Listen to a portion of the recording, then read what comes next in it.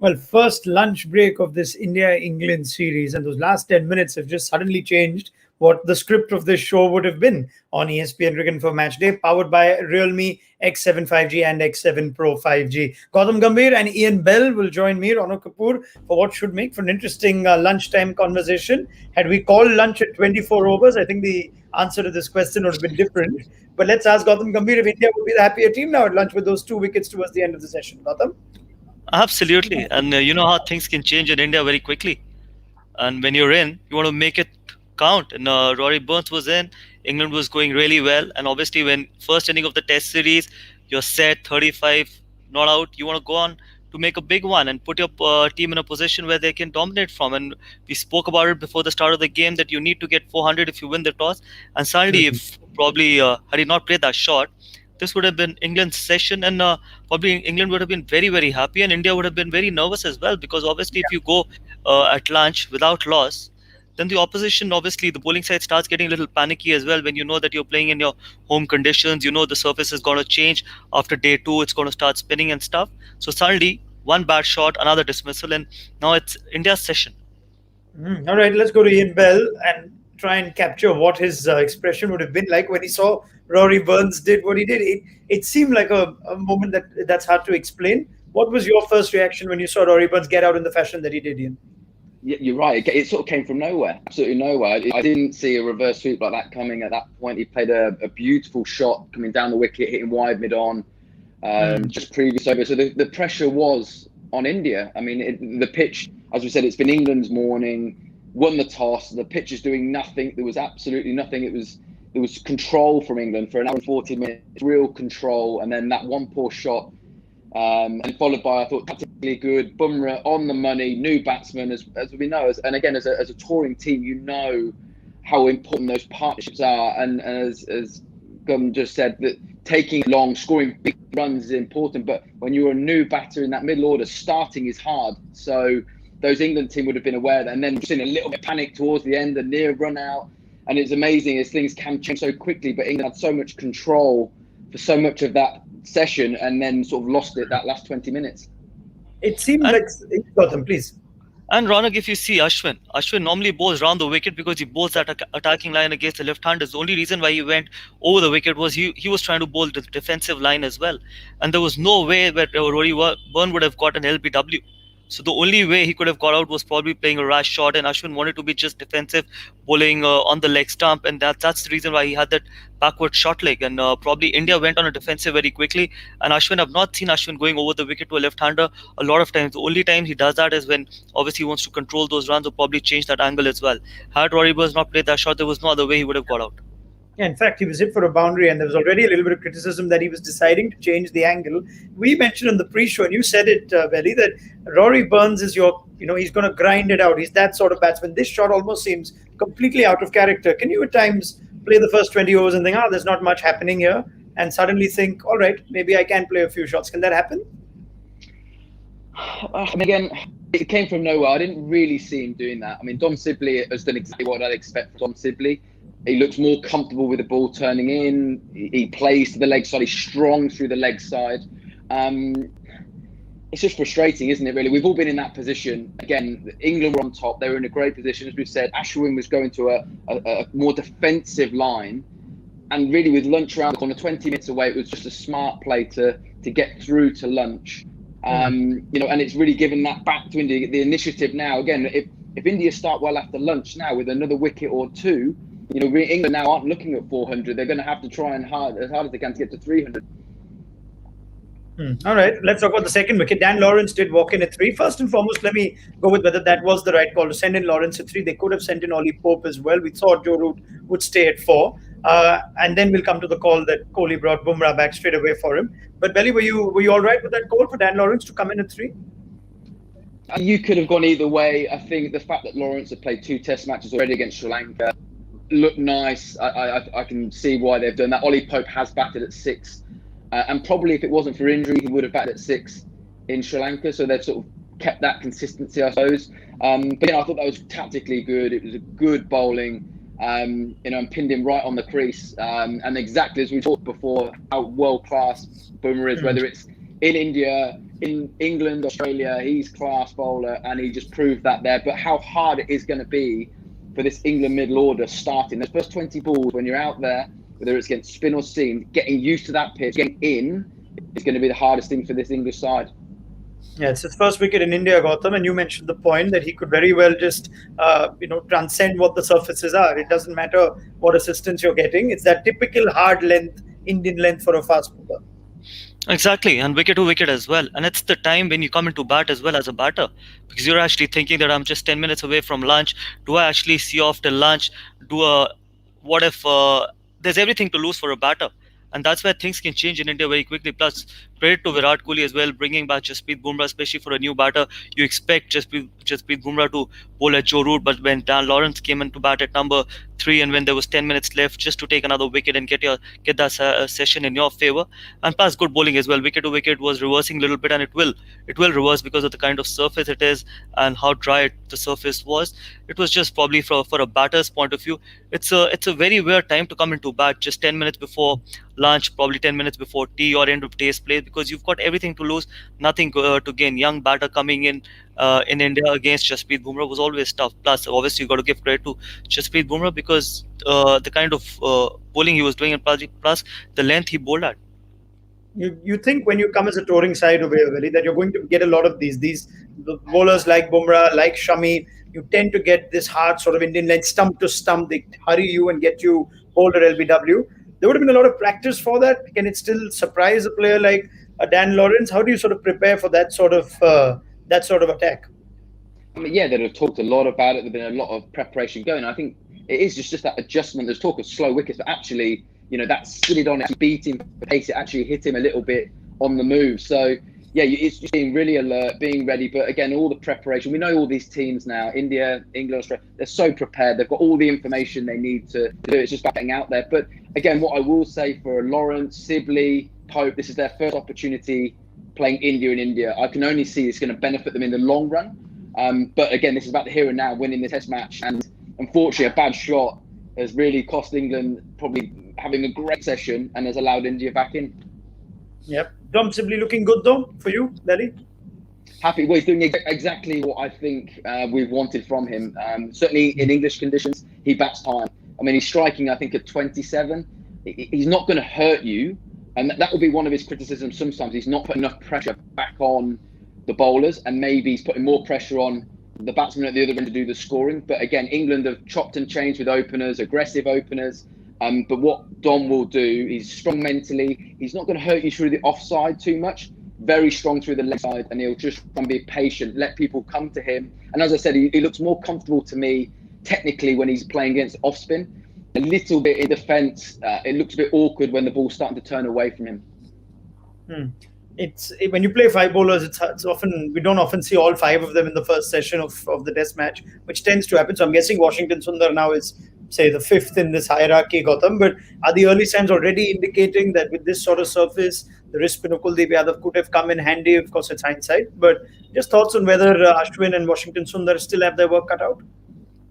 See, it depends. There was nothing in the surface, and it was a bit of a surprise as well. There was nothing with the fast bowlers, nothing with the spinners as well. And probably that's the reason why we keep talking about having a wrist spinner in your lineup, because he can make things happen. Like how Jasprit Bumrah can make things happen. A wrist spinner with someone like Kuldeep Yadav would have made things happen as well. But again, I think India gone with a more insurance kind of a policy, that someone who can chip in at number 7 with runs, Ashwin can bat at number 8. So probably that could be the reason as well, because I don't see any other reason why you would pick two off spinners when you've got Ashwin, and the bulk of the bowling will be done by Ashwin. Had Washington Sundar being your number 1 off spinner, he would have bowled much more overs than Ashwin. He hasn't been introduced in the attack as well. I'm sure if Kuldeep Yadav would have played, I think he would have already bowled, especially against someone like when two openers were set.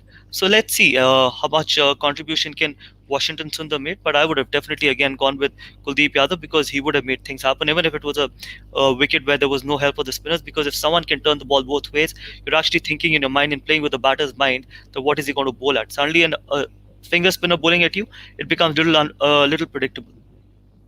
Are you surprised at how little there is in this surface, though? Gautam, you first, and then Valley, or is it just too early to judge? See, I actually thought that obviously there won't be anything for the fast bowlers because we know how Chipok is.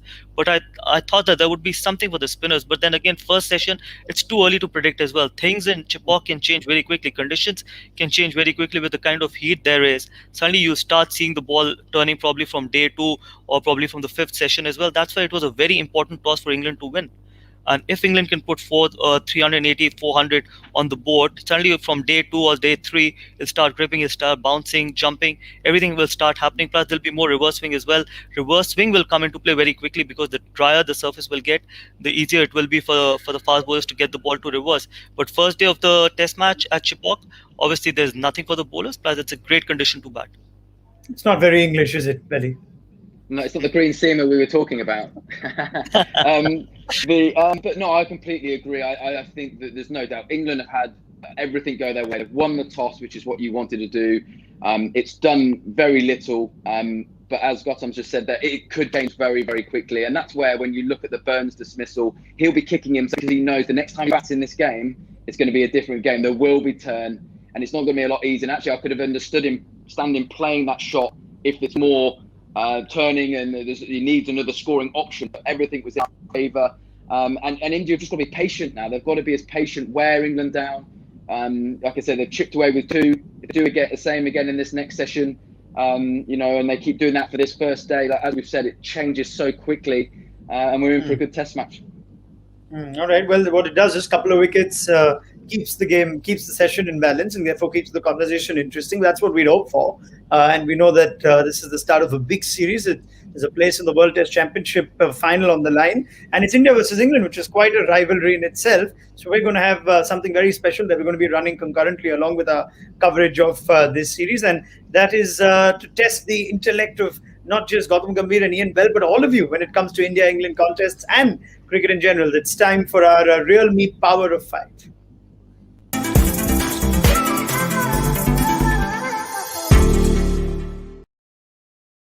So it's pretty simple, gentlemen.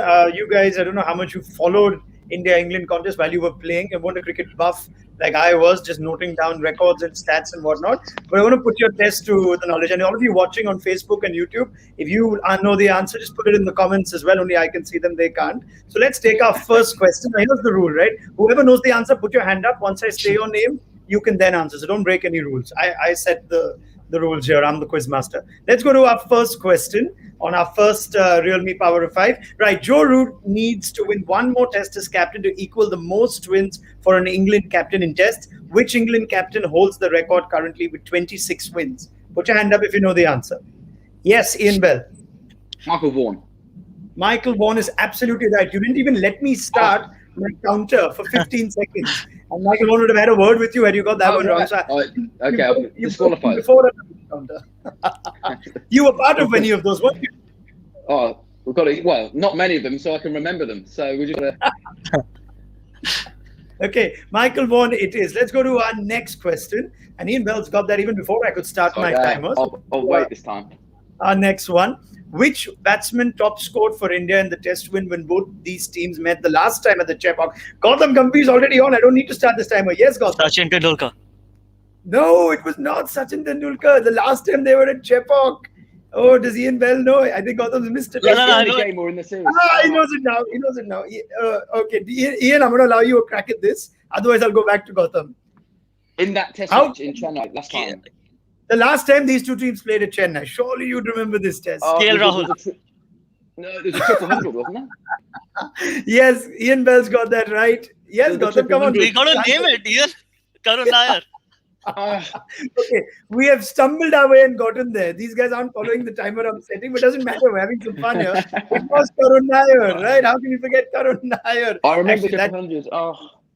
England were waiting to just get back home, weren't they? I think so. They were on the plane. Yeah. It was Karun Nair's triple hundred. That was the highest score the last time these two teams played Chennai in 2016. Let's go to our third question. This is great fun. A lot of you giving the right answer. So well done. Let's go to our next question. Who is the only Indian cricketer to be dismissed for 199 against England? This happened at Chepok. Yes, Gautam. KL Rahul.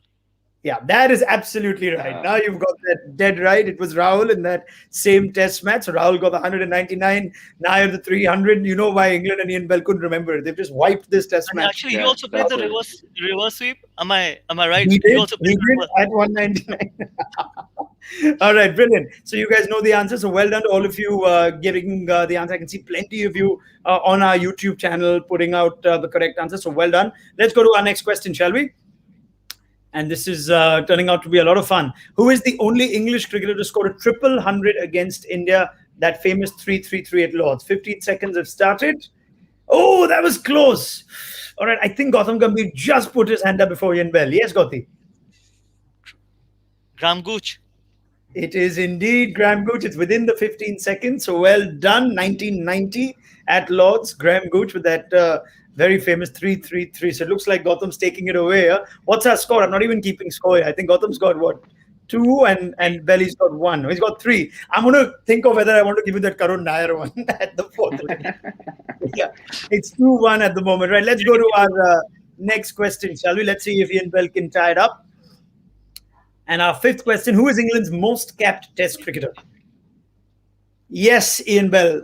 Off you At the go. moment, Alistair Cook. At the moment, It is indeed Alistair Cook. Simple as that. Alistair Cook with 161 test caps. So it looks like that, much like the first session of play, this also seems to be very much in the balance. I will think of whether I want to give the Karun Nair answer, but the fact is you don't win anything other than just, bragging rights against the other guys. So well done, Ian Bell and Gautam Gambhir for 2-2. And well done to all of you who've been putting in your questions on our Facebook and YouTube page. Now, if you want to keep playing, you want to get more, it's not just, it doesn't just end over here. Just participate in the Real Me Power of 5 quiz on the ESPN Cricket Info Facebook page. Stand a chance to win the newly launched Realme X7 5G. This is a shout out to all our fans, all you cricket buffs. Some of you may be watching on our Facebook Live right now. Just head over to the ESPN Cricket Info Facebook page and you get a chance to win that fantastic phone. Right, big thank you to Gautam Gambhir and Ian Bell. More from them as we approach our tea time session. Maybe last words before I sign off. Gautam, we're likely to see the same sort of combination continue after lunch. Bumrah one end, Ashwin the other. Would you like to see Washington Sundar at some point in this session? I think they're going to start with Ashwin and Jasprit Bumrah because they've got Joe Root and it's a big wicket, and they're going to get your best bowlers bowling at Joe Root initially when he starts his innings, because once he gets in, it's very difficult for someone like anyone to actually control his run scoring. So it has to be Ashwin and Jasprit Bumrah to start. Yeah, I was listening to Mark Butcher on commentary on that first ball, Belly, that Root faced. He said he saw Root play, 400 runs in Sri Lanka, but he didn't see that sort of shot, the first that he played of Ashwin, which went in the air just a little bit. Just think, even for Joe Root, this was an important sort of first 15, 20 minutes. If India can nick him early, all of a sudden the test match just changes, doesn't it? absolutely. I mean, this has gone up. This is a big series. Again, India, he'll know as captain, he'll desperately want to do well in this series. But yeah, it is. And exactly right. Get your best bowlers, Joe Root, first 20 balls, 30 balls. It could be a really important part of this test match right now. All right, more from Ian Bell and Gautam Gambhir on Tea Time then. So thank you very much to both our guests, and thank you for joining us as always. And remember, you can stand to win something very special if you just head over to our ESPN Cricket Info Facebook page. It's in the balance. It's 67 for 2. Do join us for our Tea Time show on ESPN Cricket Info Matchday, powered by Realme X7 5G and X7 Pro 5G. Bye-bye.